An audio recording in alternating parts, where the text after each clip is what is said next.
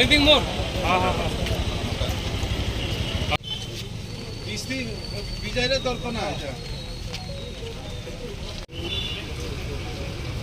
জানেন গত 26 তারিখ 26/7/2024 আমরা একটা অপারেশন করেছি কোনো নাগাদে এবং আজকে হলো 2/8/2024 মানে এক সপ্তাহের ব্যবধানে আমাদের কাছে একটা স্পেসিফিক ইনফরমেশন ছিল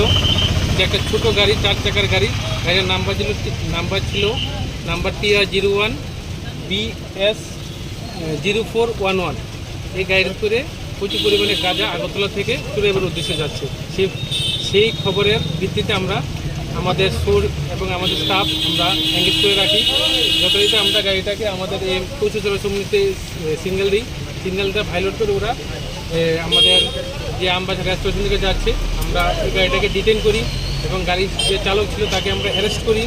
এবং গাড়িটাকে সার্চ করে আমরা টোটাল 14টা প্যাকেটে 140 কেজি গাঁজা আমরা উদ্ধার করি এবং এগুলো আমরা সিজ করি এবং তার বিরুদ্ধে এখন আমাদের থানাতে একটা এনডিপিএস কেস। কালোবাজারি মূল্য কত? দেখুন এগুলি তো আর আপনার খোলাবাজারে বিক্রি হয় না, কালোবাজারি এগুলো আপনার